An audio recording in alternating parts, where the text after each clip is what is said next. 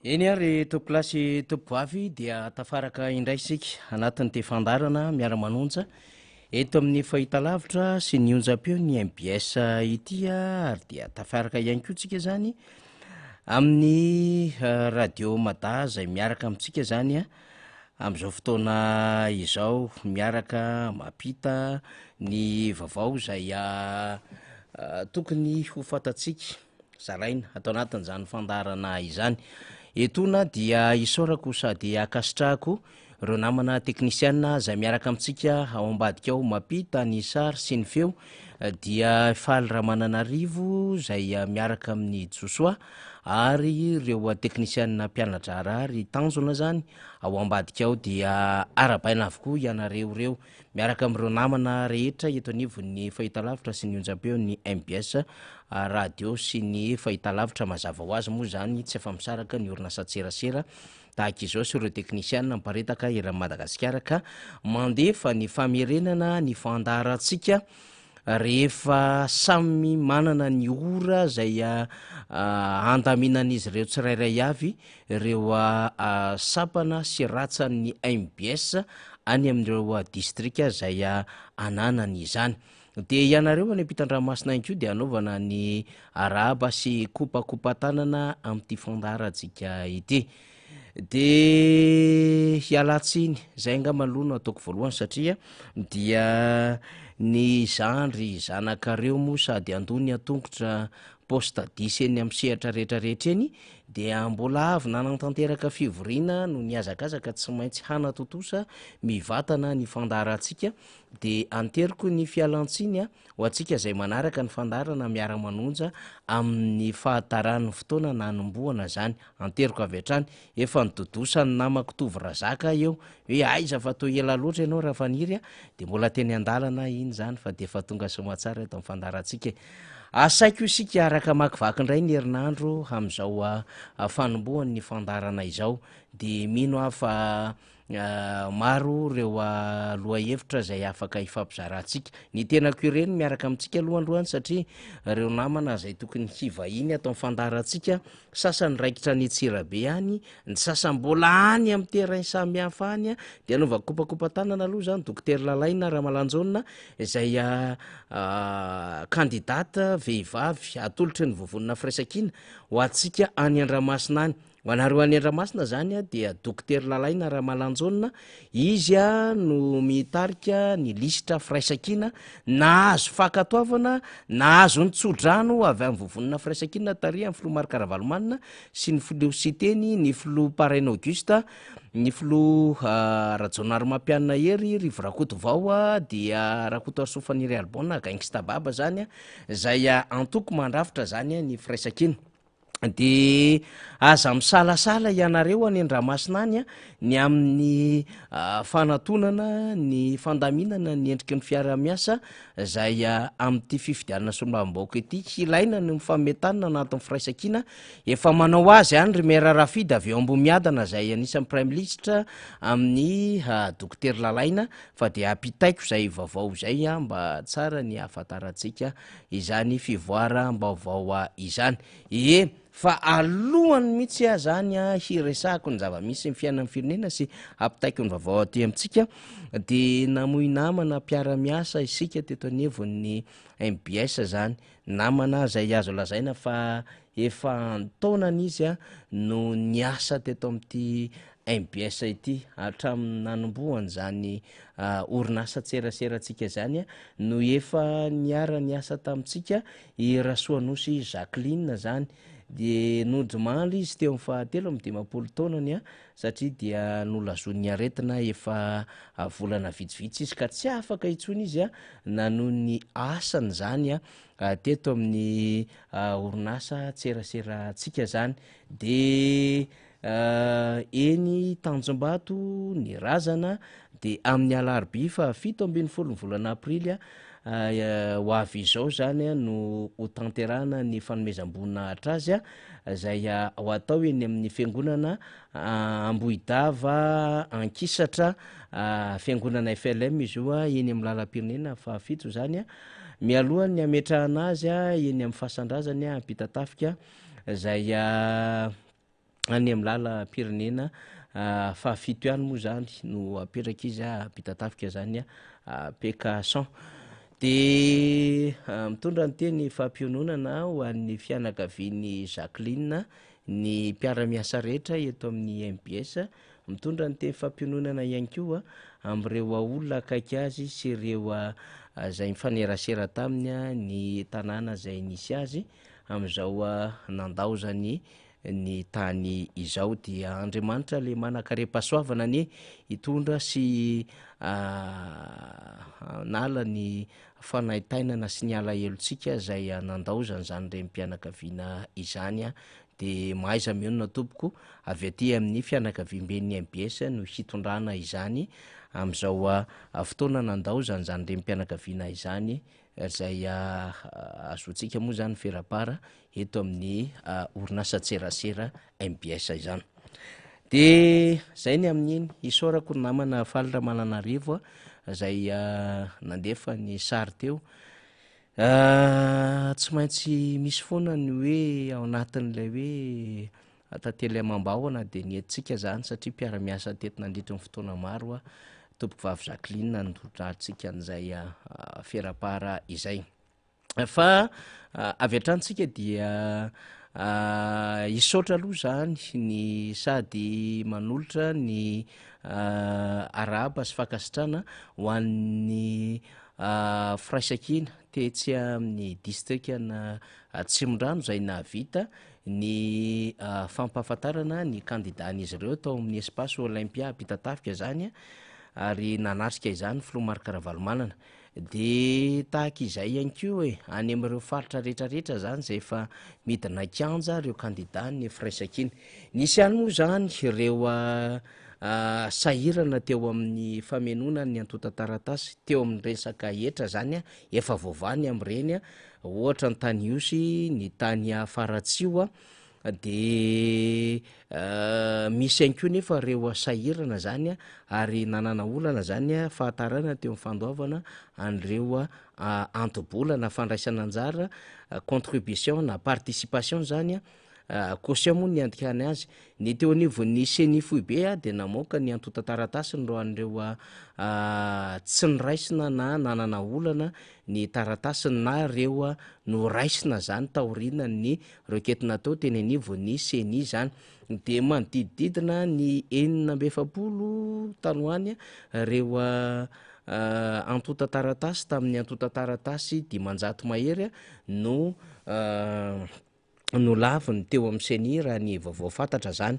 De anoany amin'ny angamba hoy aho 720 sy 400 720 sy 400 no firotsahako fidina nakatoavina zany zay nianga avy any anivon'ny organe de vérification et d'enregistrement des candidatures na ny OVEC zany ary nahazo ny fankatoavana amin'ny CENI Foibe zay hiarika ny fifidianana solombavam-baoaka.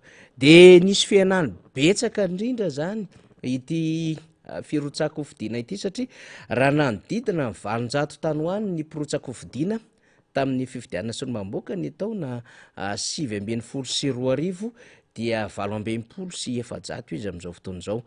Ny tena nampiena be zany an'ireo pirotsako fidina de teo am'ilay antobolana fandraisana anjara zay nakary ny fitondram-panjakana tamin'ny alalan'ny mpanantanteraka ho 20 millions d'ariary zany.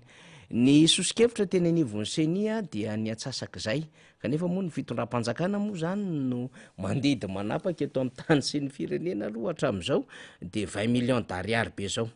Betsaka ny efa nitondra fanamarihana tamin'izy ity ny amin'ny hoe efa tsy rarina be loatra ary tsy mametraka ny tena hoe fandraisana anjara satria le fifidianana ane akoatran'ny hoe tena hitondrany tsy rairay ny anjara brikiny fampandrosoana ny firenena sy hoe fandraisana anjara ny amin'izay tena hoe hiatrehana ny lalao demokratika izay de eo ihany koa ny amin'ny hoe endriky ny fitiava-tanindrazana ny fandraisana anjara amin'ny fifidianana izany.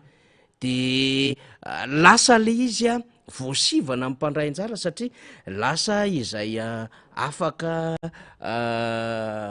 nanana n'lay lela vola 20 millions d'ariary zany no nyrotsaka marina fa rehefa tadiavina tsy maintsy hita l izy fa nisy sahirana ihany zany vo nahita n'le lela vola fa misy tena tsy nahita mihitsiny zany reo kandida zay verina fa mba tena nieritreritra fa hoe manana foto-kevitra manana finiavana manana fahasahina hitondra ny anjara birikiny ao anatinna hoe fiatrehana zany indrindrandrindra ny avy amin'ny antoko politika maro samihafa zay mieritreritra fa hoe ny nananganana antoko politika de mifasahina mandray andraikitra rehefa tonga mivampotoana ny fifidianana de tsy afaka nefa reny antoko politika reny enina le filohan'ny antoko politika aza mba hisehatra satria izany no hitsapana ny herin'ny antoko politika izany ihany koa ny overina fa lalana lalovan'ny mpanao politika dia misehatra ny latsabato mivatany vahoaka rehefa tonga mivanim-potoam-pifidianana dia voararankolaka tsy afaka andray anjara zany reny antoko politika sy mpitarika antoko politika ireny satria ny antony dia tsy manana an'lay lela vola 20 millions d'ariary zany ary efa nambaratsika teto amin'ny fandarantsika fa mivampotoanany krizy satria tena krizy ara-tsosialy no iainan'ny firenena am'izao fotoana izao dia ny karama kely 250 000 ariary zay ao anatin'le salaire minimum d'embauche sy lay vola kely raisina eny anivon'ny orinasa samihafa any dia sarotra be no ahafahana zany mahita 20 millions d'ariary na dia anangom-bola takiny inona araka nefa kely karama lay mpiasa zany na miankina io na tsy miankina ny fanjakana de lasa ohatrany hoe olona efa nanao ekonomi amatona ny lavitra be na hoe mpandrara izay zany no tena azo lazaina fa afaka misehatra ao anatin'le fotoana n'lay fifidianana zany kanefa de tokony alalaka ho an'ny rehetra zay vonina sy manam-piniavina sy manana foto-kevitra ny hanova ny hitondra ny anjara birikiny anatin'zany fitiavatandrazany zany lay fifidianana zany de miova tanteraka mihitsy le concepta na élection eto Madagasikara zany ny tena mampalahelo ny rehetra zay miresaka amintsika ny amin'ny hoe nisy tena te hirotsaka kanefa tsy nahafehy mifepetra inona moa zany fomba fiteny le hoe tsy nahafehy mifepetra fa ny tena marina zany tsy nahita n'le 20 millions d'ariary zany de zay ny olana ao anatin'izao raharaha izao ary de lasa fitaovana politika l izy zay azo lazaina zany fa nahafahan'reo mpitondra fanjakana na mpiaina mpifaninana tamina zay verina fa tany amin'ny faritra samihafa de misy potentiel candidat afaka mifaninana tamin'ny candidat mpanjakana kanefa zany nanana olana zany de zay tritsatra ny olana teo amin'ilay caution zany hoe tsy nahafeno an'lay vola lay antobola ahafahana mandrotsaka ny antotataratasiny de tratra ihany ko zany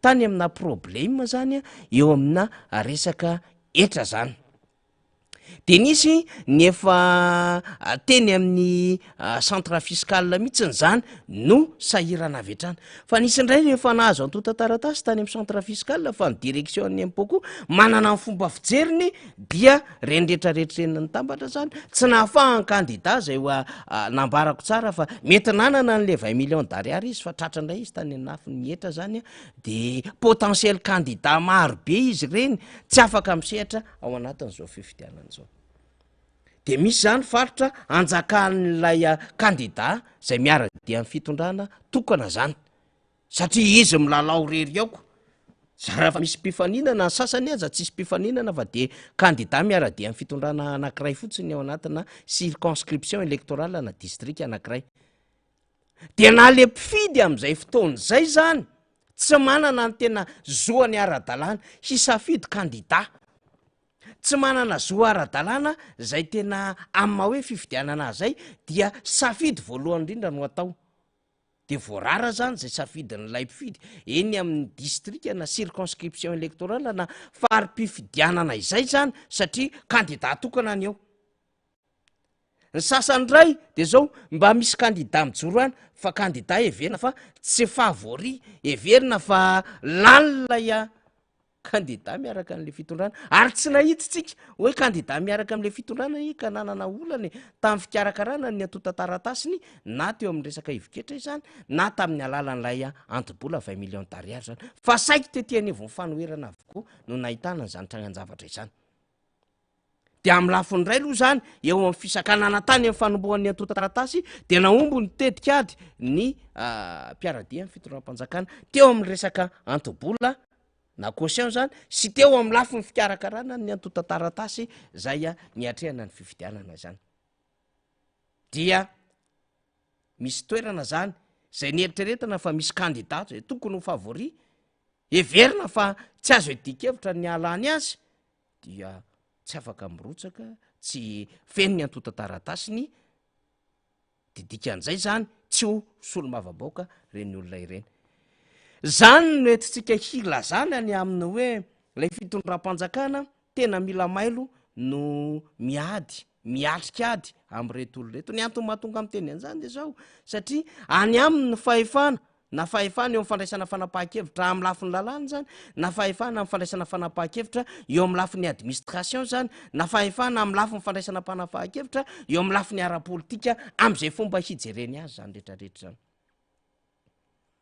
dia ilaina fahamailony zany hoan'ny zay everina fa manohatra n'izao fitondram-panjakana izao ka rehefa tena hoe vonina hiatrikady de mila mailo amin'ny lafiny rehetra zany satria lay fitondram-panjakana amin'ny fomba fanaovan'ny politika mihitsy no tsy misomonga zany rehefa tiano sakanana ny lalanao na amin'ny fomba inona na amin'ny fomba ahoana de vitan'zany inona moa manevra tsy efa nataony le fitondram-panjakana nampiasaina ny institution nampiasaina am'ireo lalàna zay everina fa tsy mifanaraka amin'lay tokony fampanakena n'lay lalàna kanefa nataon'izy ireo amin'ny fomba itiavana azy zany rehetrarehetra zany de eto zany tena mila fahamialona ho any rehetra na zany naty zany aza zavatra mahafinaritra de zao saika amin'ny akamarony ny toerana maro samihafa eto Madagasikara de misy candidat avy amin'ny firaisakina avokoa de misy toerana iray mazava ho azy fa misy toerana roa no edina ao anatin'izay de mila mivondrona tsara zany ny mpanohana sy ireo everina fa tena resy lahatra ary matsapa ny tsy fahombiazana zao fitondram-panjakana zao ary mieritreritra fa tsy maintsy faranana io fomba ratsy ny fitondram-panjakana io amin'ny lafiny rehetra dia hanambatra ny hery hiaradi amin'lay vovonana firaisakina eny anivony distrika maro samihafa eny ka isika zany zay mahare an'izao fandaharana zao isika zay maharay an'izao afatra izao de tokony hikarikotsika ny misy ny quartier général amin'ny firaisakina tokony hiahanantontsika an'ireo comité de soutien ireo candidat ny firaisakina mba hahafahana zany mijery ireo organisation na hoe ireo tokony endriky ny fiarah-miasa rehetra ahafahana zany mamondrona ny hery hanohanana an'ireo vovonana firaisakina na candidat solomavamoaka zay atolotry ny vovonana firaisakina tsy mahalalaka ohatry ny firaisakintsika mazava tsara ary ho an'ny antokotiko Madagasikara viako tsara ity consigne ity na toromarika ity sy ity lalanjotra zay nomeny biro politika antokotiko Madagasikara fa tsy manohana ankoatra ny candidat natolotry ny vovonana firaisakina ny mpikatroka rehetra eny anivon'ny faritra rectime ny mpikatroka rehetra anivon'ny district distim ny mpikatroka rehetra anivon'ny commune comtime hatrany amin'ny fokotany ny sapana vehivavy ny sapana tanora no ny antony eo amin'ny fandaminan'ny antoko zany fa manana ny safidy ara-tetikady ihany koa ny birao politika matoa ny vondrona tao anatin'ny vovonana firaisakina ary manana ny tanjona lehibe hitondrana n'izao tolona izao ihany koa ny birao politika izany indrindra no mbola no amafisy ny filoha Marc Ravalomanana filoha nasionaly ny antokotiko Madagasikara tamin'ny sabotsy teo rehefa izy ny aona tamin'ny mpikatroka ao anatin'ny vovonana firaisakina teny amin'ny espace olympia Atsimondrano rehefa nanolotra ny candidat ny vovonana firaisakina Tariandramatoa Voangy Raromanarivo sy ny maire Rado Raparoelina zany ary Ramatoa Fanja sy Mirado zany zay miaradi ao anatin'izay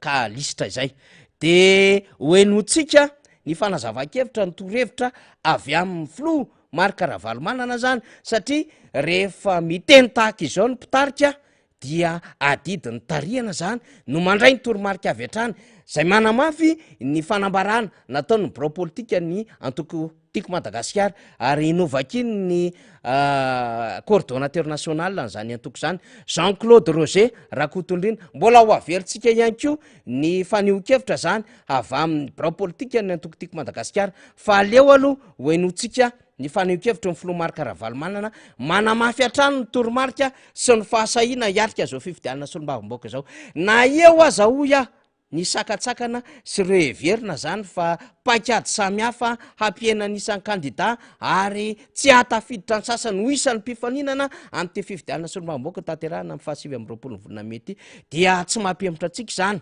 tsy mampitaraina atsika zany ary tsy mahatonga atsika ilavolefina fa manana hoy kandida marobe ny vovonina firaisankina manerana ny distrika marobe eto Madagasikara izany ndao avetrany ary namana faly Ramananarivo. Mbola tsy vita ny tolona azadino zay mbola tsy vita ny tolona fa mbola mitsaikaiky ny olona mbola mijaly ka ny tanjona kendrentsika dia ny rahantsika miasa rehetra zay ny tanjona aloha mirahina tsara daholo tsika rehetra mba natanterantsika le tanjona kendrena na le objectiva dia ny azahoantsika maranisa inanivon'ny antemeram-pirenena fa tsy hoe maranisa fotsiny fa mba maranisa amin'ny olona vanina hozy izy teo ny ray aman-dreny eniko tsara mihitsy fantako hitako ny disadisa misy eto fa tsy anjaranao tsy anjarako no mitsara aoka tsy tsara mba tsy ho tsaraina fa zao koa nefany ny olona tena malala ny fahalemena ny olona malala ny fahalemena ka mibebaka amin'ny fotorotoro ikelin'Andriamanitra dia samy mahatsapy zany nareo fa raha nisy tsy nety na tamin'ireo kandida tonga eto dia oka re mba tena ho fantatra mazava tsara fa misy sasa milaza hoe tsy miady nefa kobay akelika ihany teny kiasa noho izany zany tonga eto ilaza aminareo an'izany ary matoa mandray fanapahan-kevitra zany tompon'andraikitra voalohany mahafantatra mahatoky anareo dia atoko isana ny teniteneniko sy ny zavatra petrako tsy ananao foana mihitsy na kely ara satria fantatra fa tsy tombontsoan'olo tokana dia daviko fa tombontsoan'olona rehetra zay mikaikaiky mafy amin'izao fotoana zao satria ny atoko tiako Madagasikara dia atoko manaraka tsara ny discipline manaraka tsara fitsipifehezana ary napetraka tena ho atoko kiajy mandrakariva ny sotoavina mamalagasy manaja ny fiainana kristianina ary mahafantatra tsara fa ny olombelona dia tempolon'Andriamanitra ka tandremo tsara ny tenanareo fitondratena tandremo zava-dehibe zay zavatra resako aminareo zay noho izany ny fanantena nataon'ny voaka apetraka voaka aminareo indrindra voakana Tsimorano dia betsaka mahatoky izy mino izy fa tena anao araka zay azo atao ianareo mba hisolo vava azy tsy manana noho izany ianareo reo manoloana ny didy lehibe zay miandry anareo sy ny fanantenana ny voaka malagasy indrindra fa ny eto Tsimorano dia tsy manana zoa tsy ho lany ianareo tsy manana zoa tsy ho lany solombavam-bahoaka vanina eto Tsimorano ianareo ny firaisankina no ahafahana mampivondrona ny herin'ny antoko rehetra mba entina manohatra izao fitondrano zao ka tsy ampitsaikaiky ny vahoaka intsony ary rosoana any amin'ny tanjona napetraka hatramin'izay dia ny fahazahoana zany fiainana toy ny fiainam-bahoaka any amin'ny tany mandrosy rehetra zany mba ho foana sy tsy hisy tsoy zany fahantrany zany raha ny lalana namboarina mahay an'izany dadavaly mataronareo raha miady amin'ny kolokolo ny tenenina tsika nanao an'izany voalohany indrindra ary amin'ny fomba fahaizana mitatana ny resahana tsy adinotsika zany atsika mitatana ny ka matoky nareo anahy aoka sika ifampatoky zany zavatra lehibe tena mino ary tena faly mahitanareo tonga maro be toy izao anangana section isika zany section atsangatsika zany dia ivondronan'ireo le vondrona politika 5 dia fa vity zay fivondrina zay dia misy procès verbal ho petraka any amin'ny district ho ara-dalàna ana-panjakana amin'ny mahatoko matanjaka ny tim dia andraikiny ny mitarika, andraikiny mampiseho fietsika montina mendrika mahay. Amin'ny mahatoko matanjaka ny tim dia andraikiny ihany koa no miantso ny olona rehetra, mandamina sy mandrindra ary manao izay ampandanana n'ilay firaisan-kina. Matanjaka isika amin'ny lafin'ny olona, tsy voavidy vola isika. Zay dia tena marina, tsy voavidy vola zany tokontiny. Fahitaiza sy hanao araka sy azo atao izahay mba hatonga nyreto antokona ireto ireo mpikambandreo tena atahotra an'Andriamanitra. Tsy tsara velatsy filazany tena misy tokoa. Noho izany reto voaka marobe mijery ana reto, mijery atsika reto dia tena mendrandra fiovana, miandry manana fanentanana goavana be, tsy manana zo tsy ho lany mihitsy ireo kandidatsika ny tononona teo reo. Sika atao amin'ny tokontiny moa aminareo dia irahina, hiasa hiaraka ary indrindrindrindra anangana firenena vanina, firenena vanina. Saza ny voaka malagasy ilaina ny firaisan-kina sy ny fifampitokisana eo amin'ny mpitarika sy mpikambana rehetra mba hahafahana mandresy lahatra ny vahoaka.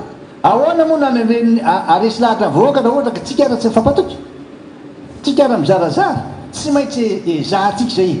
Za zao mahita mihitsy faly aho, tena faly aho mahita ny sasany zay nanazava sy nilaza tamiko sy naresy lahatra aho. Président zao re deuxième mantsara, za no miteny minona reo anahy, toy izy zao faly aho misaotra anareo, makasitraka anareo,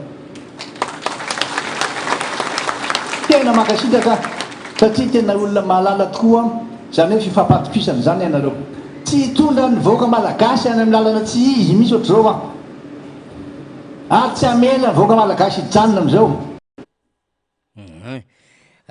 Iny no sombon'ny kabary nataon'ny filoha Marc Ravalomanina zay mpitarika ny antoko-tiako Madagasikara teny ampitatafika teny amin'ny espace Olympia zany. De isika zany ho an'ny mpikatroka rehetrarehetra satria ny antoko-tiako Madagasikara dia ao anatin'ny vovonana firaisan-kina. Filoha Marc Ravalomanina ny filoha nasionaly ny antoko-tiako Madagasikara. De isika zany zay mpikatroka rehetra zany mare an'izao fandarana zao, mare an'izay fanazavana, fanambarana ny eto ny filoha Marc Ravalomanina an'izay, de avy hatrany zany de mandray ny tandrifitsika zany ny amin'ny hoe mino ianareo ny filoha Marc Ravalomanina fefa voasaina voadinika tsara zany fandraisana fanapahan-kevitra ary mpitarika tsy hanaonao foana eo anatrehan'ny fanapahan-kevitra raisina ao anatin'izany hoe fanolorana izay ho pirotsaky fidiana izay. Fa goavana be ao anatin'izay de ozy ny filoha Marc Ravalomanina vao nanomboka tany kabariny teo de hoe tsy mbola vita ny tolona. Ary zany mihitsy ny le andrasana amintsika. Nisy firaisan-kina nasehontsika goavambe tamin'ny oktobra sy novambra 2023 iny. Tena tsy nahitantsika harerahana zany, tsy nahatsapahantsika zany akiviny zany, ary tsy nandaitra tamintsika ny fanatsatsoana sy ny fandrebirebena maro samihafa. Fa hoy isika rehefa ntolona tamin'izany de hoe tsy voavidy vola. De zay tsy voavidy vola zay goavambe am'izao fotoana hijoroantsika zao. Satria le fitiava-tanindrazana ao anatintsika mihitsy ny tsy voavidy vola. Le fahasahintsika hijoro amin'ny tanindrazana mihitsy ny tsy voavidy vola. Ary le fahatapahantsika hevitra fa amin'ny alalan'ity fifidianana manakaiky vahoaka ity de sahanovo sika ary ametraka ny olona zay verina fa hitokisantsika eny anivon'ny fiarahamony eny mba hosolo tenantsika, hisolo vavantsika. Tsy voavidy vola zany. De reo rehetrarehetra reo atambatra zany mbola haverintsika ndray amin'ity fifidianana solombavam-bahoaka ity. Ka efa miporofotsika tamin'ny fiodinana voalohany, raha raisina fa fiodinana voalohany ny fifidianana filoham-pirenena iny 570 isan-jato rehefa nitondra ny toromarika ndray aman-drentsika zay kandida pirotsaky fidiana fa tsy handray anjaritsika ary tsy makany amin'ny birao mpifidianantsika ho porofotsika fa tsy izy ny fifidianana iny. Amin'ny lafiny maro be no nresahantsika an'izany, no nanoherantsika an'izany fifidianana zany, ny tsy nanekentsika ny valin'izany fifidianana zany, de tena nangadiady ny baropifidianana rehetra mandrenina Madagasikara 570 isan-jato tsy nanantanteraka n'izany fandehanana nakeny amin'ny baropifidianana izany. Fa zao raisitsika ho toy ny fihodinana faharoa amin'iny fifidianana iny zany, ity fifidianana solombavambaoka amin'ny 27 volana May ity, ka ny atao mazava tsara de le 570 isan-jato indray lay taux d'abstention, lay tena nahazoantsika ny vokatra rehetrera Madagasikara taty amin'ny côté atsika, hoe tena tsy nandeha tany amin'ny baropifidianana, manana ny fomba nitondrany azy ny mpikarakara fifidianana sy ny institution namoaka didy azy reo zany. Fa taty amin'ny côté zay fatatsika de namaly ny toromarika zay nomeny reo ray aman-dreny porotsaka ho fidiana tamin'ny fifidianana filoham-pirenena ny 570 isan-jato nyreo mpifidy zany ka tsy ny azo ny birao fantatsambany. Fa iny zany raisitsika avy hatrany ho asa lehibe amin'ny fifidianana solombavambahoaka, ka rehefa niteny ny aminy hoe hiatrika fifidianana tsika, ny dikan'izay ny toromarika zany de zao ho avy daholo amin'ny vanim-potoana amin'ny fifidianana, ary ny atao hoe fifidianana dia processus na hoe zotra mialoha mandritra ary aoriana. Dikan'izay zany de nyzao de efa manomboka ny asa ho amin'ny fanaraha-maso, ho amin'ny fifampiresahana, ho amin'ny fandraisana andraikitra eny anivon'ny fokotany samy hafa eny, ho an'ny fananganana an'ireo vondrona zay hiaradia ao anatin'ny komity mpanohana, fanatevenana ny vovonana firaisan-kina, satria amin'ny alalan'ny firaisan-kina no androtsahana ny kandida zay tsara ihany manamarika averimberiko foana fa mivondrona ao anatin'izany ny antoko tiako Madagasikara, ny HVM, ny prositeny, ny tsara tafina ary ny antoko politika madio. De amafisitsika izany fa zava-dehibe ny fahafahana hoy aho, ny fahafahana hoy aho hiatrika indray an'ity fifidianana solombavambahoaka ity, satria everitsika fa fihodinana faharoa zany fifidianana solombavambahoaka zany. Ary raha fihodinana faharoa zany fifidianana solombavambahoaka zany de haitsika mamadika an'le 570 isan-jato lay nanaraka ny toromarika ny ray aman-drenitsika kandida ho vokatra maro anisa araka ny teny ny filomarika Ravalomanana teo, satria zay no heverina ho tanjona lehibe. Rehefa tratratsika amin'ny maro anisa dia fatatsika tokony ataotsika zay tsy maintsy mifanaraka ny lalam-panorenana sy mifanaraka amin'ny lalàna manan-kery eto amin'ny firenena. Dikan'izay zany ny asa rehetra ataotsika de ny ahazona n'lay 570 isan-jato nanaja an'le toromarika ahazoantsika ho maro anisa hoe ny amin'ny lapan'ny antenimieram-pirenena eny Tsimbazaza hiasa ho an'ny tanindrazana, ametraka an'le Madagasikara ho an'ny malagasy ary hitondra an'lay voninahim-pirenena ho ambony be ny aminy hoe tsy maintsy mijoro hiaro an'ity Madagasikara ity.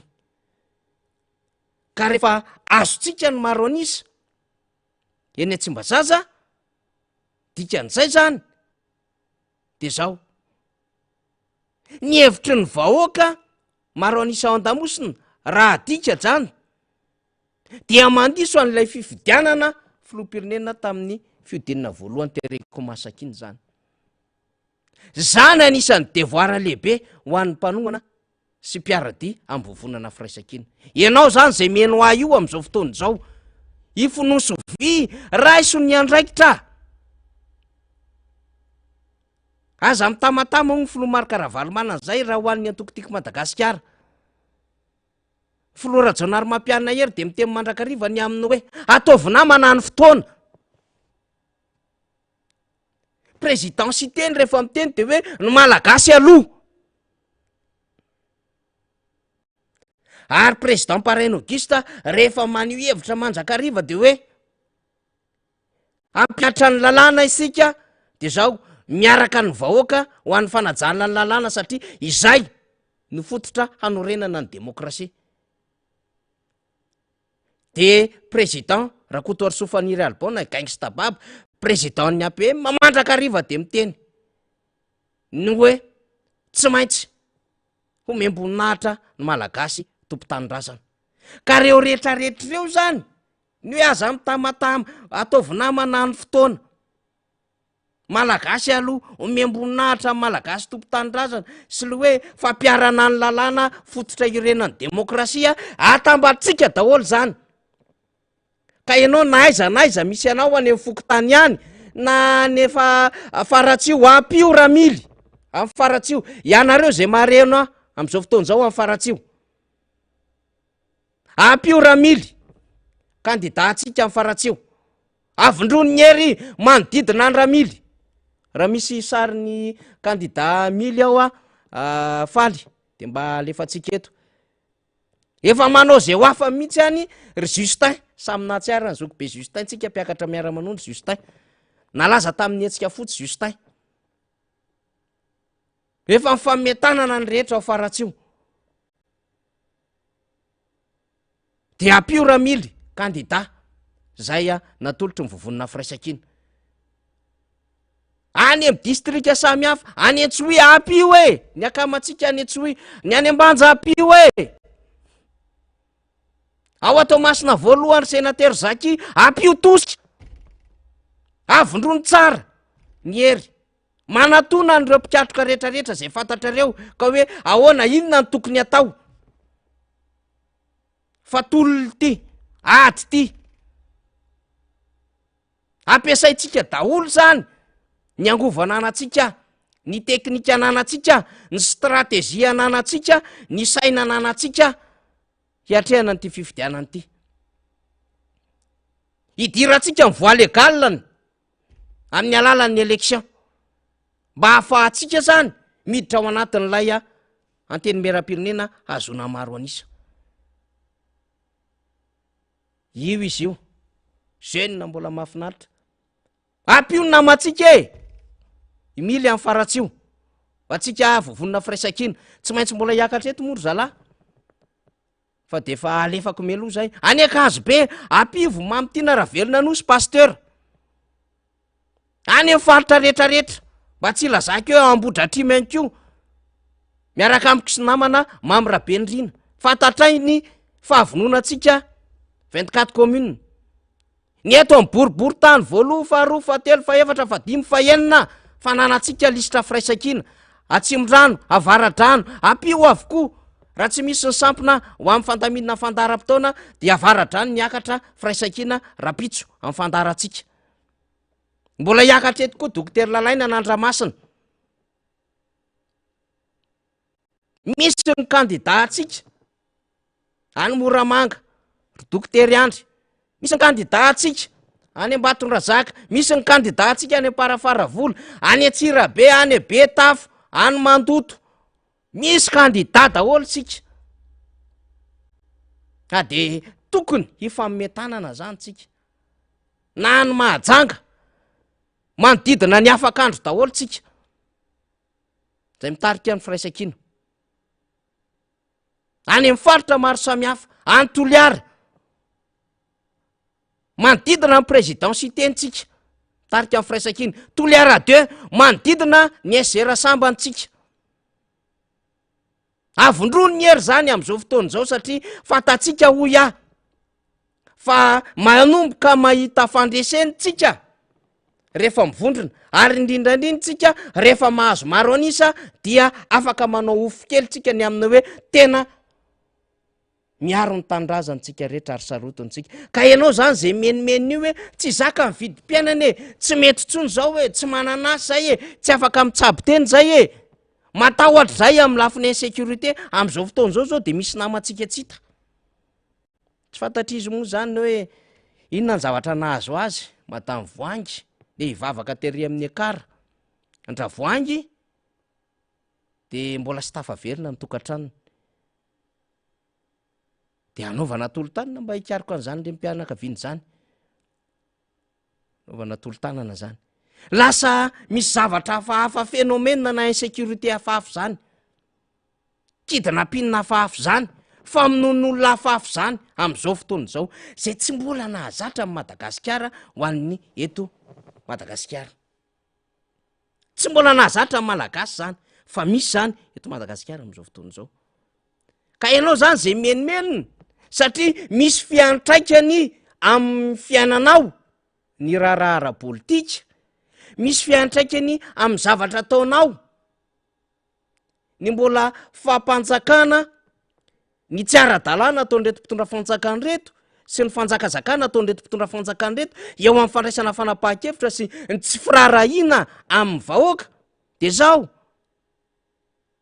mila manana toko sy antoka ianao fa manome tanana ianao ho an'ny zay verinao fa tokony ty fanomezan-tanana afaka hanatsarana amin'izao a zavatra tsy mety ataon'le mpitondra fanjakana zao, satria lasa fizahozahoana, lasa fanaparana lay fahefana, lasa tsindry azo lena, lasa fanapahan-kevitra kitoto lay fitantanana ny firenena amin'izao fotoana izao. De zay no mahasary-piaro antsika ny amin'ny efa betsaka zay nakana leson'izay nanomboka taona 2024 efa nomentsika chance reo olo reo nitondra ary efa norefesitsika hoe atraiza ny fara fa aiza mitantana firenena,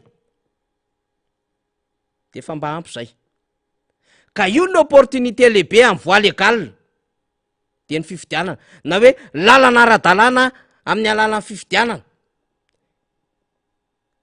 de ny faniriano anatin'izay tsy voarebirebiny le hoe satria misy maka listry ny anarana sy mombamombanao any de hoe homena fanampiana ao aorinan-tsany tsy le hoe mba hahafahan'ny fanjakana manara-maso sy manampy anao sy ny sisa sy hoe satria tonga amin'ny fifidianana de mizarazara menaka fefandray sasany any ambadimbadika any mizarazara vary ray zinga mba tsy ho matika ny kely tsony isika ary tsy ho taidronono mandrotrana de eo ary ny fahasaranana fa ametraka ho zava-dehibe no avy ny firenena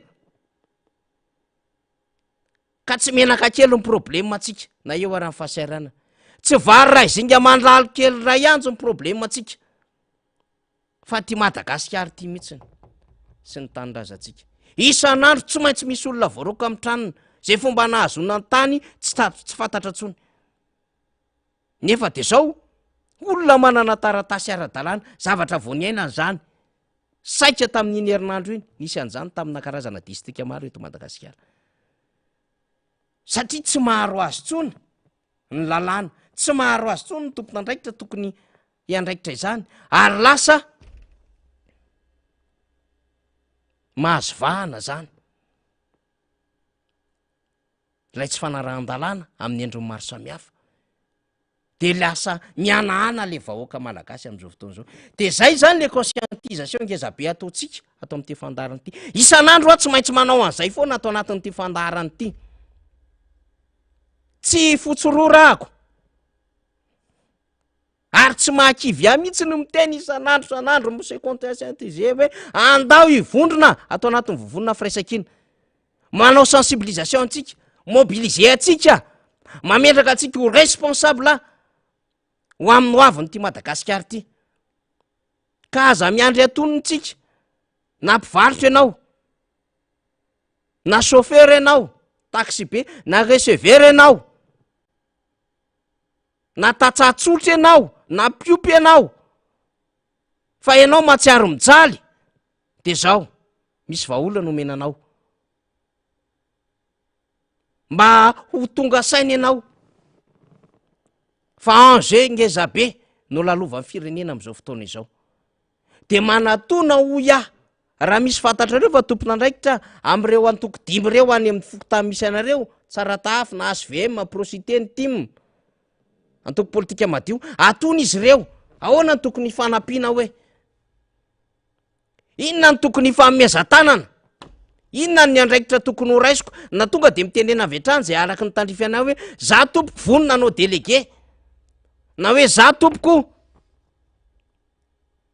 de manolo tena fiambina vato zany ilainy zany na za tompoko de manolo tena ty amin'ny fokotany misy anay rehefa tonga mivanim-potoana hanaovana fampelezan-kevitra dia hametaka afisy aho na za tompoko hanetana animateur mandritry ny vanim-potoana ny fampelezan-kevitra rehefa tonga amin'ny fotoana raiso ny andraikitra tandrify atsika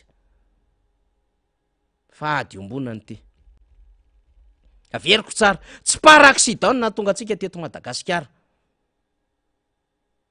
tsy para accident mahamalagasy atsika. Tsy par accident na tonga amin'ny Madagasikara ho nosy.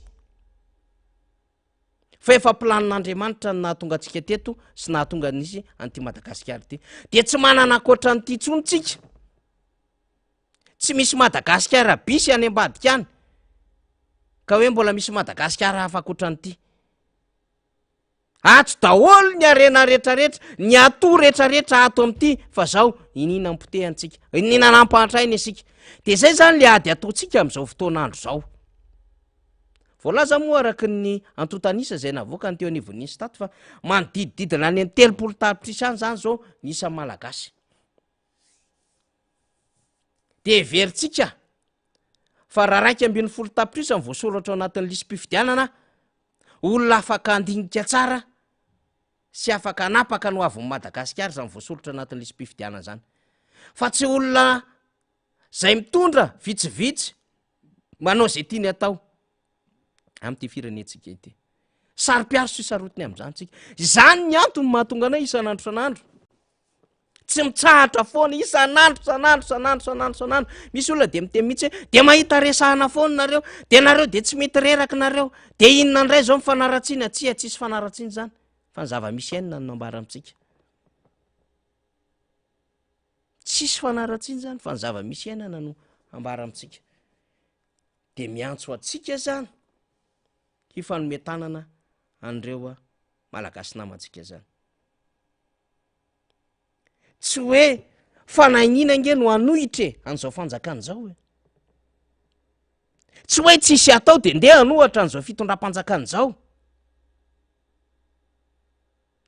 Tsy hoe tsy nahazo seza akory ny kandao hanohatra an'izao fitondram-panjakana zao.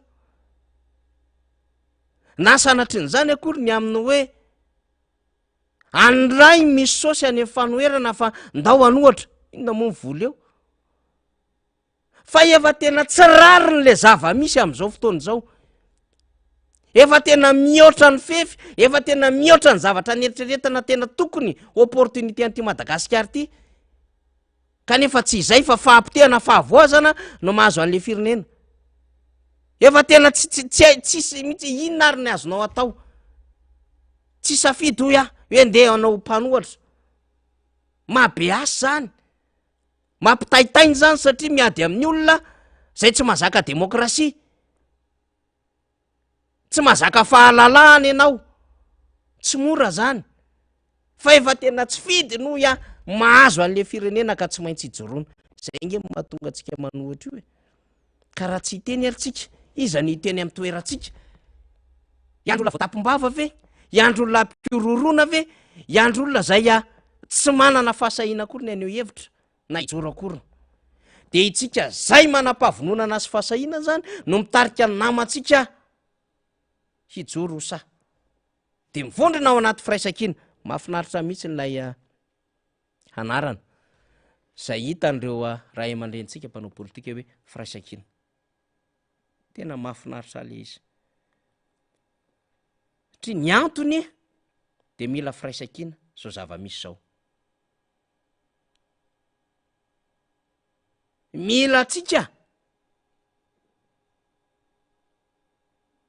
mahatsapa tena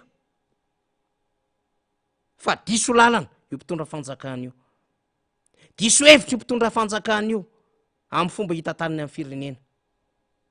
Ary ampy zay ny fampanantenana pokaty, ampy zay ny fampahoriana sy ny fampahantrana, ary ampy zay ny kitotom-pitantanana sy ny kisendrasendra atao an'ity firenentsy. Fa manantsika hoy opportunité amin'ny alalan'ny voie légale de io fifidianana io de handray anjarintsika zany. Mazava ny teny filoha Marc Ravalomanina teo. Mifampatoky na ho an'ny mpitarika na ho amin'ny mpikatroka izany. De zaraina aminao zany. Mety hoe avy any amin'ny filoha nasionaly ny antokotiky Madagasikara ny afatra, fa na ianao olom-pirenena tsotra raha ka tsy mpikambana ao anatin'ny antokotiky Madagasikara, fa ianao mahatsiaro marary, ianao mahatsiaro mitaraina, ianao tsy mahazaka ny tsy fananam-bola sy ny tsy fananan'asa, ianao tsy mahatakatra tsony ny vidim-bary, ny vidim-menaka, miampita aminao, miantefa aminao ny afatra zany. mba hijoro ndray andraikitra tandrifin'ny tandrifinao ianao. Zany mifaniretsika zany isan'andro san'andro. Ka antso hatrany ny aterinay. Aza miandry antonontsika. Fa manatony avy hatrany andreo tompon'andraikitra zay fatatsika eny amin'ny fokotany eny sy ny commune. Inona ny tokony atao? Ahoana ny tokony ale? Inona ny tokony fanampiana? Inona ny vitanao? De raiso araky ny tandrifo zay vitanao le izy. Ny azo ao mahafinaritra mihitsiny. Olona lavitra be avy any Varatsena, commune Varatsena. Lavitra zany fa district Nambohidratrimo. Ny antso le ranamana satria rehefa nitononiko teto ny numéro zay ahafahana mifandray de ny antso le ranamana. Teo izy le ranamana, fokotany zao misy ahy. Manodidina ny 30 tafy eo zahay ny ao anatin'ity fokotany ity fa zanabohatra moa misy anay.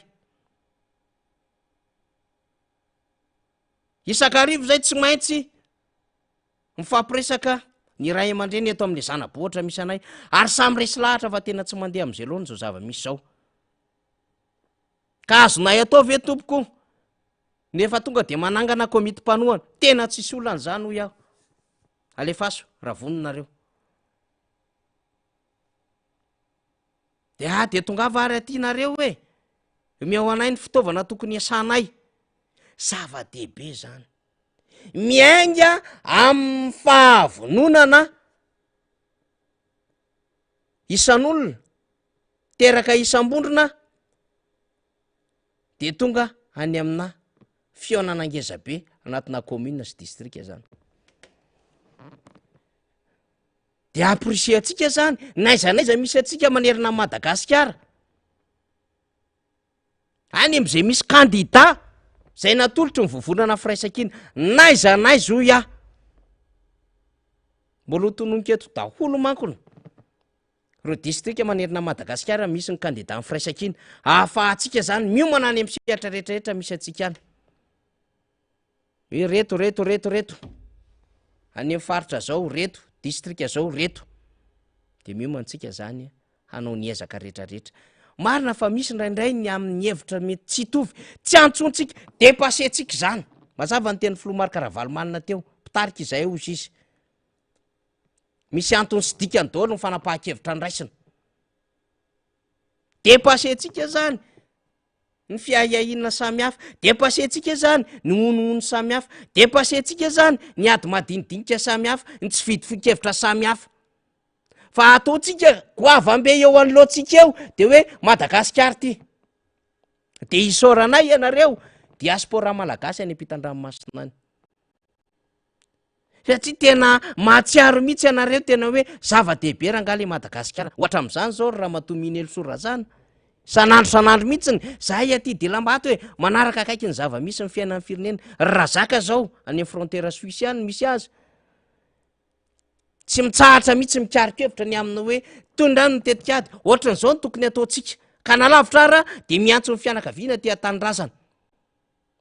Mba hifantoka amin'ny fanohanana ny candidat ny firaisakina. Zany hoe mety tsy eto atoerany reny avantsika reny fa lavitra izy, fa zao mandray anjara distance izy. Ny am'izay zavatra rehetra ahafahany fanampy andreo malagasy mpiray tanindrazana. De manolotra sosikevitra izy amin'ny fianakaviany satria ihany miainga voalohany. Manolotra sosikevitra izy any namany. Ny aminy hoe ndao toano. Raisiny andraikitra amin'ny candidat firaisakina tandrifianareo avy any. Mahafinaritra zany. Fa tsy hoe de avela fotsiny ho an'ny mpitolona ty an-tanindrazana ny raharaha. Fa tena raharaha ikambanany ty. Averiko ny ohatra ny raisiko taloha. Zaraiko amintsika foana. Hoy aho hoe every toniny na de betsaka aza ny tsy manao an'izany. Fa misy manao an'izany. De zao ny principe an'le famadihana. Misy tompon-draharaha eo amin'ny fanasana zany iny. Forme hoe reto ny nanasa. Fa ny fomba malagasy rehefa miatrika an'izany famadihan zany any ambanivolo any. De zao rehefa tonga le olona tsy mieritreritra mihitsy hoe nasaina izy. Fa tonga de tompon-draharaha andraisany tenany. Avy hatrany izy de mamelatra lambanana avy atrany izy miara-mamantsika ino ty le jefotsy be ty goelaka avy atrany izy de mahalala ny ataony de lasa izy matsaka rano sasany lasa mamaky kitay sasany lasa mandeha misoronafo sasany mandeha mitotovary sasany mandeha manampy ny mpandidiena sasany mikitikitika an'le sonorisation kely ny sasany manampy ny olona hiditra sy manao fandaminana ny fametrahana w satria matetika w zany ny ateana am'ireny zany hoe tonga de mandray andraikitra tandrify avy atrany zany fa tsy miandro baikona satria matsiaro teny ho tompon-draharaha zay le tadiavina amitsika zay le andrasana amitsika de ho avy ny fotoana hoy aho zany ho vakiko amitsika hoe iza daholy a reo lisitra firaisakina isaky ny district de tonga de avy atranytsika de mandray tandrify miaraka am'izay a zavatra rehetrarehetra ataotsika zay de misaotra ny junior jary zany a mahafinaritra sady tena marina famakafaka nataonao izy izy manoloana ny jadona ataon'ny fitondrana am'izao fotoana izao de mahereza de misaotra betsaka satria voaraiko ato zany a ny afatra avany amitsika zany de kokoa ny anitra boinina ihany ko moa zany fa zay moa fomba fianitra azoko inona moa zany fa de mahafinaritra daholy a ny fanarahanareo anty anyty goelaka ozy izy namana kely any ampitan-dranomasina any hitanareo fa manaraka ny namatsika le jefotsy be ozy a de goelaka ozy izy manaraka satria zao matsiaro teny ho tompona andraikitra daholo maro be ny fivoriana isanandro sanandro mandeha am'izao fotoana zao de raiso ny tandrify atsika raiso daholo ny tandrify atsika any azay manavanana atsika zay manavy atsika raiso daholo zany ny tolona ho any tsy hitasika tsy nandraisatsika anjara tamin'ny mena lamba talohan'ny 720 ny MDRM tsy nandraisatsika anjara zany ho amin'ny fiarovana sy fitiavana anty Madagasikara ty fa am'izao fotoana zao tsika mandray anjara amin'ny alalan'ny fifidianana nandraisatsika anjara de zay endrika rehetrarehetra ampisehotsika fitiavan-tanindrazana ka hitolomatsika de tairo daholo mety ny publication any anaty FM manavanana anao hatramin'ny partage ataovy fa mila fitandremana koa nefa mifanio-kevitra any an-tambazotra sosialy zany no etsona ny fahatsapatenatsika rehetrarehetra zany ianao zany le miandro mandrakariva hoe rovina le topidonne de ahoana ny tokony ataotsika rehefa tsisy ty io ary le fifidianana io manana kandidatsika tairo ary avindronony ery ao andamosiny ekipa mifiraisakina daholo tsika rehetrarehetra naizanaiza toerana misy atsika manerina Madagasikara ananatsika kandida daholo na Fort Dauphin io na ny Morondava io na aiza eto de tokopakopatanana ho andro maro sy mamiklavera ny Morondava any kandida zay natolotry ny firaisakiny zany de mahereza raha laisa ny any mahabo any miaraka ny Ratsimbazafy sy ny ekipa rehetrarehetra any mahereza joro daholo tsika rehetrarehetra ataovy zay mety fa ity tsy mitovy amin'ny fifidianana sy olom-bavamboaka zay no lalovantsika rehetra hatramin'izay ny antony mahatonga amin'ny teny an'izany hoe tsy mitovy amin'ny fifidianana sy olom-bavamboaka hatramin'izay ty fifidianana sy olom-bavamboaka ty de tena ahafahantsika zany mamarana an'ireo zavatra tsy mety rehetra zay nataon'le mpitondra fanjakana rehefa mahazo maro anisy tsika de fantatsika ny tokony ataotsika mifanaraka ny lalam-pandroenina sy ny lalàna tsy manjaka tokana tsony le fitondram-panjakana fa misy kianjany demokrasia goavam-be eny amin'ny lapan'ny anteny meram-pirenena ahafahana zany manao balizy ahafahana mampiatra ny lalàna ahafahana ihany koa mitsara n'le mpanatanteraka ka rehefa misy firaisakina maro be any amin'ny district any afaka hijoro hiaro ny vahoakana ohatra ny any an-tany fotsy metosika mihery Apio ny namana Narson Rafidy Manana. Za moa efa tany amin'ny taona 3 sy 4 arivo tany hoany niara niasa tamin'ny Narson. Coco Bézard koa ozy izy ny namana ny Thomason zay mahafantatra tsara amin'izany tsika. Namana Coco Narson Rafidy Manana. Haiko tsara mihitsy ny fasahina ny fitiava-tandrazana nanan'izany naman'izany. Apio Narson any tamin'ny fiotsy. Naiza naiza ia fa zay vao tonga eto aloha de efa teneniko amintsika daholo. Ny any Betafo Apio Meraliva. Mahafinaritra zany zao de efa mifidy roa ny team Betafo miara mifanampy amin'ny namana rehetrarehetra any. Zany le firaisan-kina tadiavintsika. Ry dada leba moa zany etsetsimondrano zany de tena manao ny ezaka rehetra mihitsy ny miaraka amin'ny ekipa. De zany zany ny antony mahatonga antsika zany iombona amin'izao fotoana izao. De misy mesazy amiko tena misaotra fa tena etamy mafy tsara mihitsy ny olona zay mahatsiaro tena sahirana zay tokony hivondrona ao anatin'ny firaisan-kina zany fa ity ny fomba ahafahantsika maneho tolona ara-dalàna.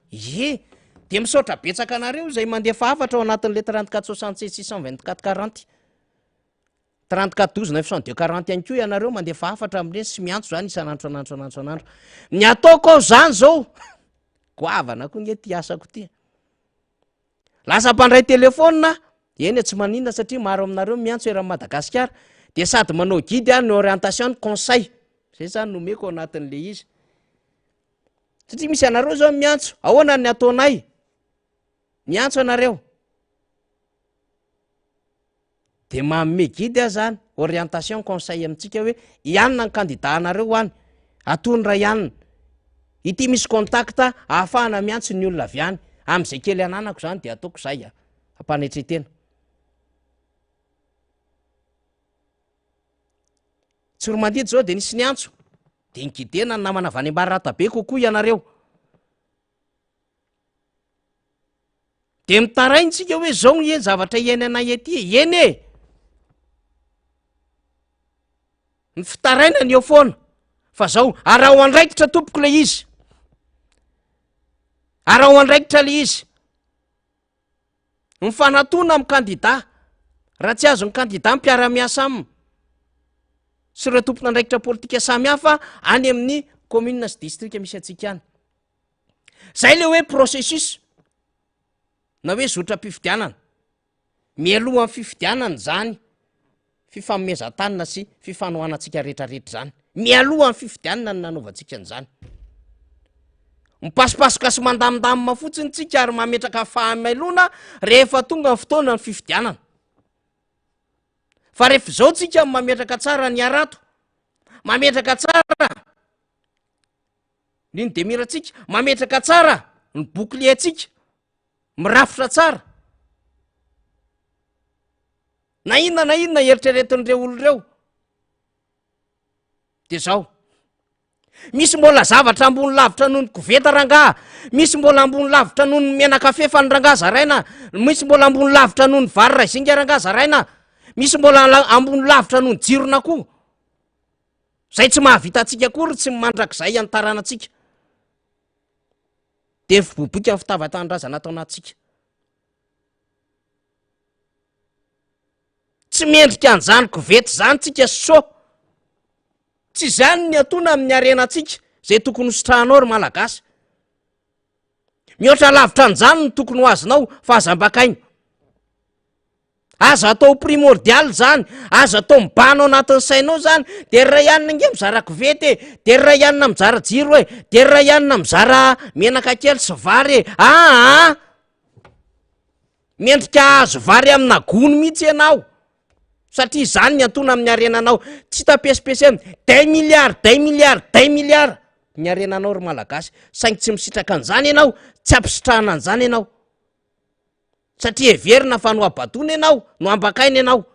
Ka tsy avela heritreritra an'izany. Fa najanona eo amin'ny kovety eo fotsiny fisainanao, tsy atsekenay zany. Zay ny antony mahatonga antsika mifanentana mafy be amin'izao fotoana izao. Tsy avela isaina ianao, mihoatra ny koveta sy jirona koa. Satria lazaina ianao fa sahirana. Lazaina ianao fa mavomavo. Tondroina ianao fa olona tatsaka tsy afaka ny andinika tsy azo ekeny zany. Mila zany ianao mandinika lavitra hoe raha nandroso ty fireneko ty maninony zany tokony andosa ara-pitaterana, tokony mandoe gratuit sa zany ange le zavatra tokony eritreretiny hoe raha ohatra ka vita nampanakarena n'le malagasy. Ary Andriamatoa Marc-Ravalomanina de nanana defi an'izany mihitsy. Tsy tokony nandoa jiro sorana ianao raha ohatra ka nanakarena le firenentsika, fa lasa mandoa jiro sorana ianao ary tsy vita mandoa jiro sorana ianao, tsy ara-dalàna le famatsiana tonga any amin'ny isa-tokantranonao mamotika ny fitaovanao, fa zao tsisy manonitra ny fitaovanao simba. Ary le vola alohanao an'le faktura ndray mbola hodikodiny sasany de lasa mitsoka ny sasany. Ny sasany ndray le vola alohanao lasa andoavana ny vola be andrikemitsô any amin'ny ofana gropy sy lasantsy, nefa tsy ara-dalàna ihany koa ny servisy tonga any an-tranonao. Zany nge ny olany eto amintsika e.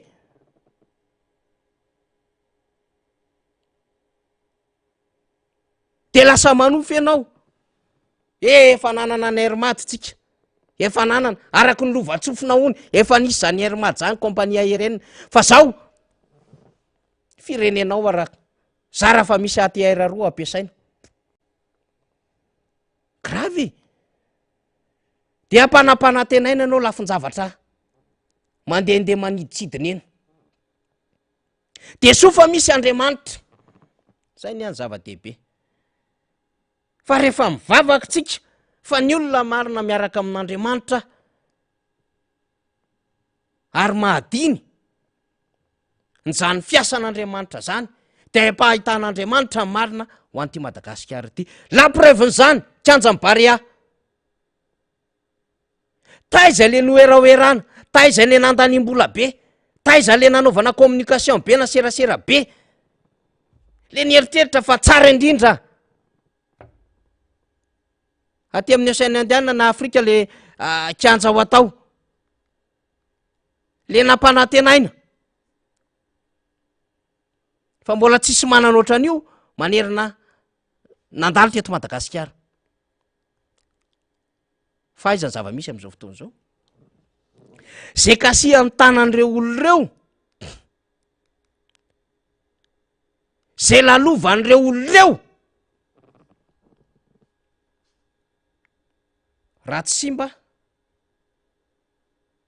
dia mitondra takaitra. Zany no fomba fiainan'ireo olona reo. De mila resako aminao ve ny mahazo any jirama amin'izao fotoana izao, zay nanana ambom-bava, ambom-bola ary nindramany fanjakana vola tamin'ny andron'ny filoha Marc-Ravalomanana talohan'ny 2021, fa rehefa tonga ny 2022 potika tanteraka le jirama, satria nikasiany reto olona reto, nilalovany reto olona reto, nandraisany fanapahan-kevitra, impiry tsy namendry de zay izy, zao mipiasa ny jirama miantso manendre tale. Zay hiditra koa nge de matahotra e.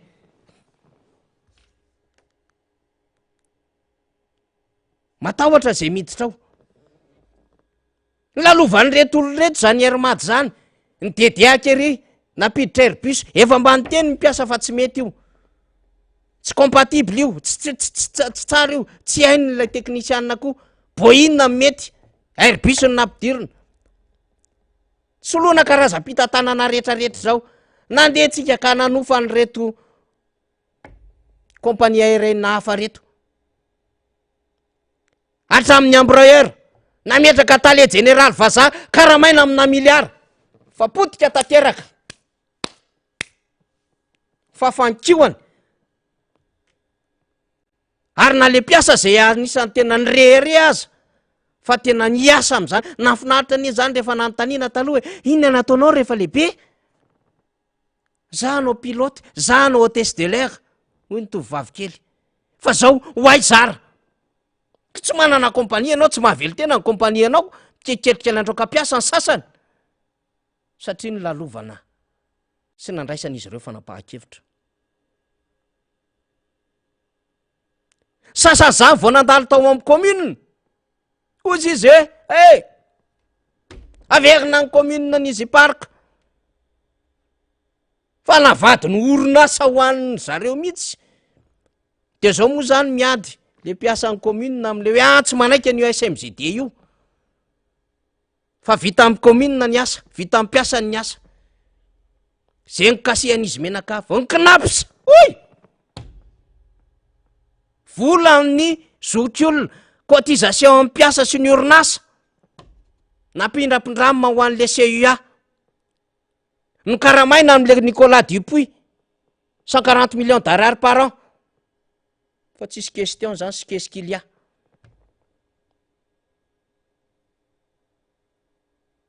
Zany zavatra iainana eto zany e. Tsy azo ditsito zany. De io le kianja Barea. Ry zareo geny nanao azy e. Izy ane mipingapingasy maimaiky teo sy nanao tena karazana makety mihitsy, nanao vidéo 4 minutes moa le izy eo fa tsy tena isy faly alefa. Ohatry manao dokam-barotra ho andry zareo koa le izy. Lefa mampimeretiko inona koa ny dokam-barotra tao amreto. Fa variny zay sy faly Ramananarivo no eno an'le vidéo. Atonina olona 40 000 personnes, isy fidirana manao ohatran'izao, de misy parking lehibe, de misy hôtely, de misy jiro ohatran'izao, de misy sinsisa. Io! Donc maka an'le gazety tsika faly, aloha ny gazetiny zareo mihitsy mivakina. Aloha tsy asinany ty faly. Le anankiray fotsiny aloha zany tsy maninona. Le Barea ozy izy risque de jouer à l'extérieur. Football qualification mondiale 2026. Aina ilalao any ivelany ny Barea amin'ny qualification, zany hoe amin'ny fifantsana mondial 2024. Gazety anankiray ndray de miteny amin'ny hoe éliminatoire fantsanana mondial 2026. Kianja Barea non approuvé par la CAF pour non conformité aux normes. Tsy nazo fankatoavana avy any an-kafy satria tsy mifanaraka amina fenitra zay ny atao hoe norme. Zany hoe tsy manara-penitra zany izy io. Les Barea risquent de jouer en Afrique du Sud ou à Maurice pour les prochaines rencontres de qualification mondiale. Aiza re zany le 77 millions de dollars e. Maromaro nge zay efa nikevitra nataon'le secrétaire mpanjakana ho amin'ny tanàna vaovao sy ny trano firenany zany e. Fa voanrotsaka ny orana. Tonga de tafiditra tany ambaravarany kianja Mahamasina, kianja Barea moa no vain-drareo le izy, le rano be. De efa mba niteny olona de zao ve ny nanaovanareo an'le izy. Ka izy io moa zany de tokony mbola amboarina fa tafiditra ao anatin'le hoe antoka zany fa tsy maintsy tsarainy io zany de manana ohatra zao de nangingina teo ny rehetra. Le pelouse zany de tena hybride, tena ohatran'izao mihitsy le izy misy fanondrahana sisy. Inona fa hodipotsy izy io izy mipijery baolina, pitikitra. Ratsy anie le kianja e. Le terrain mihitsy ny titsika tenenina le bozaka. Vakiko faly azafady. De io hitantsika io, par la suite izy. La CAF a donné à Madagascar jusqu'à 11 avril pour proposer une alternative. Zany hoe toerana zany, vahaolana zany pour les matchs. Afahana manao an'le lalao. Selon une source, deux pays voisins pourraient être aussi envisagés eritreretina zany, à savoir l'Afrique du Sud et Maurice. Comme alternative zany zay homeny ny Madagascar iny vonin-kafa andraisana ny lalao. Le secrétariat d'État chargé de Nouvelle-Ville et de l'Habitat a affirmé que les normes de sécurité étaient respectées. De mbola miteny kely le secrétariat d'État avec des ajouts prévus pour les infrastructures d'évacuation. Selon des sources aussi avisées, un nouveau délai aurait été demandé à la CAF et une nouvelle inspection devrait avoir lieu au mois de mai pour une décision définitive. Fafambaraka nge zany re olona 77 millions de dollars nanaovana an'le kianja. Manara-penitra ary nandaniam-bola be spectacle. Ahitsy kely afaly raha tsy diso io ve le nanafarana Samuel Eto'o? Le tamin'ny fitokanana an'io kianja io. Asa, taiza le izy? Ohatra misy Samuel Eto'o tonga tamin'ny mako teto. Teo Barea iny. Floan feka izy iny, fédération ny football camerounais, en Cameroun. Nandaniam-bola tsy toko tsy foroana. raha ohatra nareo ka nametraka hoe manara-penitra afaka ny antisipe nareo ny antisipe zany hoe afaka nareo zany tonga de afaka nandamy mamelony aminy hoe ireto ny resaka sécurisation momba ny kanja io fidinana 7 minitra raha ohatra sendra misy loza ny fivoahana maro samihafa ary iza moa ny tsy nitsikerany aminy hoe fa manino tiny tsy stafo nefa 77 millions de dollars zany inge mba mahagaga ihany hoe io le vola be lanina tam'le izy tsy malahelo sika fa mba mametra-panontaniana ihany hoe io ve le fotodrafitrasana 77 millions de dollars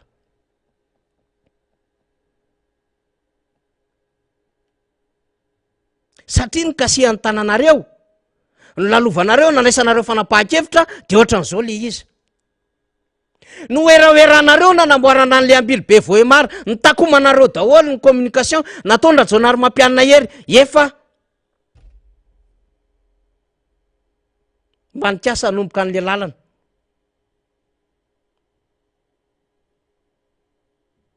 ny projet n'Andriamatoa Marc Ravalomanana momba ny lalana iny zay nifandray tamin'ny RN6 nareo koa manonga-panjakana ka tsy tianareo le zavatra hoe nisy ny diran'ilay tatana teo aloha zay nefa natao hoe continuité de l'État misy négociation mandeha misy dossier bouclena maro be zay vao tonga any amina protocole d'accord nefa rano tonga any amina décaissement mandeha le asa de io nefa rano le lalana omaly any resaka tamina namana nandeha tany Antsiranana tsy fantatro indimsa inenina samy ohatran'izay ny transportement indimina inenina fa fantaniam-bola be mihitsy mandeha any am'izao fotoana zao indrindra le mahazo amin'ny mahavavy iny zany any aloha any many sambava zany izy am'izay satria ny kasihanareo le izy ka tsy hainareo nge le zavatra nanao communication mafinareo manara-penitra zao hoe nanao carotage sy ny sisa sy ny sisa tsy nahadiny cyclone nanao lalana rangamy filoha Marc Ravalomanana sambava antala tonga tany an-dapa koa sambava an-dapa nanao an'iny RN6 iny fa firy ny cyclone nanandalo teo fa tsy potika ny lalana fa vokatry ny tsy fisina entretien na simba ny RN6 nanomboka taty Ambondromano nahazo mamy koa ny Port Berger Antsohihy sy ny sisa iny tsy nataonareo ny entretien ny lalana nataon'ny filoha Marc Ravalomanana tapiketsa mandalo ny cyclone na tsy simba fa ny anareo mandalo ny cyclone ga manepotika tanteraka zany nge ny zavatra iainany zay le manara-penitra anareo manangana sekoly manara-penitra nareo tritra sy miteteny tafo io nanaovanareo an'le kianja ny Barea nandaniam-bola be tsy toko tsy foroana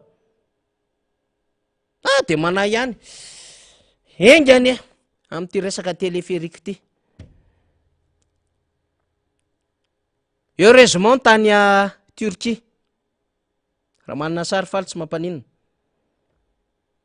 ny fandona tamina andrin-jiro ny kabinina téléphérique tany Turquie tanàna any antsimony Turquie zany de rehefa ny fandona tamina andrin-jiro de nisy maty de misy naratra mafy de bloqué amina ora maromaro teny ambony teny téléphérique maromaro zay teny am-pandehanana fa ny mode d'évacuation no ampiasain'ny tany Turquie de hélicoptère enina no nampiasaina samba manana hélicoptère firy tsika io zany am'izao fotoana zao raha sanatria misy zavatra oatra zany zay nge le lasa manahirana ny zavatra ataonareo hoe zay le manahirana ny zavatra ataonareo zany hoe tsy hoe fanahinina ho any itsikera sy ny anakihana fefa tsy rariny le izy de manaso matahotra ny olona ko iny ane mba andeha tsara le izy any ayatsy havanana ihany aloha zany satria raha tsy nanome ohatra tamin'ny kianja ny Barea io zany sahirana mihitsy le pomba n'ilay fitondram-panjakana manao communication zao zany moa hatramy volana me fa hafahafa ihany zany hoe ekipa-pirenenao ianao lazainao fa manana kanja misy amin'ny barika 5 teteny vestera sy ny sisa sy ny toerana samy hafa zany eo barika 5 eo kianjara be mananjara tamin'ny mahajanga talonge misy foana zany raha tsy afaka mandray Mahamasina de mba misy kianja zany afaka andraisana neny knapsa nendra be mananjara sy ny sisa fa ity zany tonga de proposena mihitsy ny firenena afaka andray an'le lalao de hoe de source loharamba voa samy hafa zany no miresaka arak'le gazety teo zany fa hoe mety any Maurice na any Afrique du Sud mba mampalahelo anie zany lasa aloha le oeraoera le serasera le maquette alors que le résultat zany tsy mandeha am'izay loana satria zay nikasihan'ny tanana sy ny lalovan'izy ireo de simba sy tsy ara-dalàna avokoa mety tsy mahafaly anareo ny tenenana an'izany ary tsy hahafaly anareo koa ny atao eto amin'ity fandaharana ity rehefa tsy mahafaly anareo moa zany de efa tsy mahafaly fa zay ny zava-misy tsy maintsy tenentsika le izy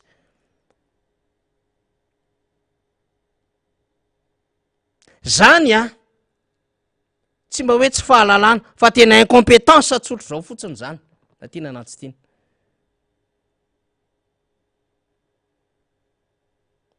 nefa vola be tsy toko tsy foroana ny laniana nefa reo le résultat kianja odi-potsy ho ny tanora mpite baolina kitra de zao zany tsy mbola nahazo fankatoavana indray le kianja de inona navaly am'izany zo amin'ny malagasy aza raha mbola marimarina kokoa mahafantatra ny nandaniana n'le 77 millions de dollars satria mifahafantarantsika azy volam-bahoaka zany tsy hoe vola tany am-paosin'izy mpitondra fanjakana akory zany fa volam-bahoaka zany mba hatsaroa koa ny ranga tamin'ny nandraisana G2 namboarin'Andriamatody ideratsiraka io kianja Mahamasina io tsisy oeraoera tamin'izany fotoanandro zany rehefa nandray G2 andeha amin'ny fahatelotsika ny tarina ny gradin sy ny tribune de ny sécurisena tsara de ny didinina tsara Mahamasina de nasiana vavahady de namboarina tsara ny pelouse sy ny sisa de nasiana trano zay ahafahan'ny mpanao gazety mampita ny vaovao tamin'izany fotoanandro zany miasa aloha vao miteny mpitondra tamin'izany PSONAM marasy diso Andriamatoa Solona Jonarvelo no tatana ny kozy tamin'izany de niasa komity de mbola afaka nandray lalao iraisam-pirenena fa rehefa mitombo ny olona takin'ny fenitra ihany koa zany le kianja de rehefa nandray lalao ny francophonie teto de natsaray ny Filoha Marc Ravalomanina nandray zany de niasa ny olona fa tsy noeraoera fa rehefa nandalo am'izay ary nandaniam-bola be tsy toko tsy foroana io ny résultat omenareo nikasihan'ny tananareo le etsy amin'ny rova amin'ny Manjakamiadana nasianareo Colisée tsy mampiombona amin'ny malagasy ary mbola adefitra tsy mbola levo ny vavoniny akamaroan'ny taranaka zay nanana fanjakana ary nanana mpanjakateny androvo zany ary misy malagasy tsy faly am'izany fa zao aloha mbola ianareo mitondra eo de manginona ny olona ka satria ho any kasihanareo nandalovanareo de mahabe adevitra daholo zava-misy am'izao fotoana zao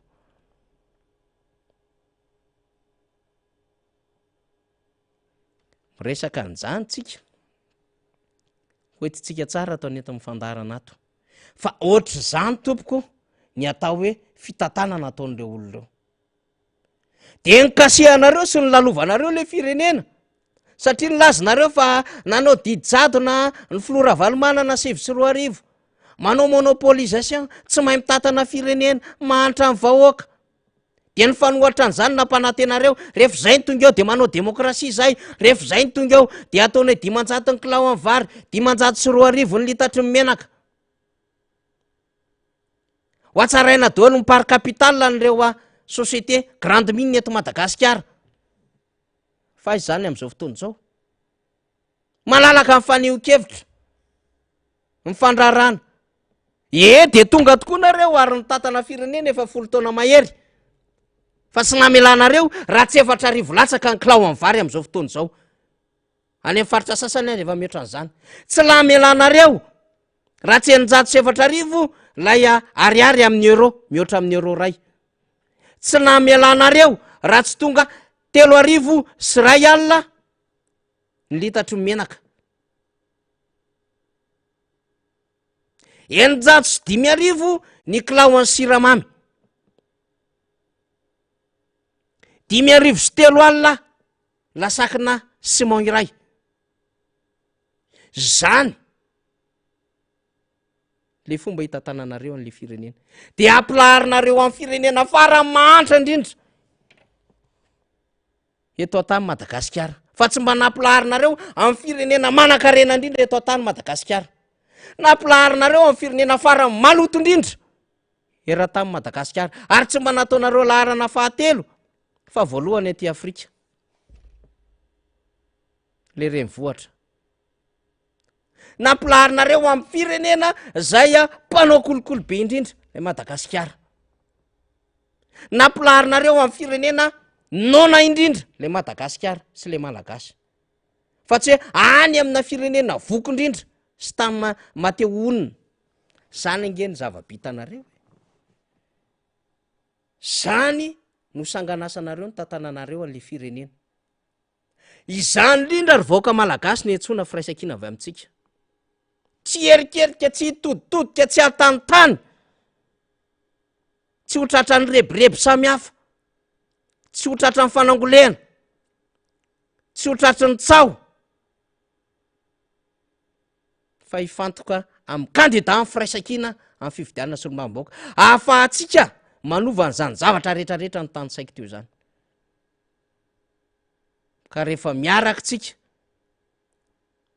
de afaka mandresa satria ny firaisan-kina no hery averina alohan'ny amarana ny fandarantsika efa nentina teo ny fanambarana fanazava-kevitra ny eto amin'ny filomarika Ravalomanina raisotony toromarika zany lehibe ho atsika rehetra zay mpikambana ao anatin'ny antokotiky Madagasikara sy ireo mivondrona ao anatin'ny antoko firaisan-kina satria filoam-piara-mitantana ny vovonina firaisan-kina filomarika Ravalomanana de na iza zany sika na avy amin'ny antoko iza enao malagasy sahirana sy mitarainy isanandro sanandro sy very fanantenana io raisy ny toromarika ny filomarika Ravalomanana amondrona hery araka amin'ny firaisan-kina fa mbola veritsika eto ho an'ny mpikamban'ny antokotiky Madagasikara any amin'ny faritra sy desika sy commune sy ny foko timma ny vehivavy sy ny tanora timma ny afatry ny birao politika ny antokotiky Madagasikara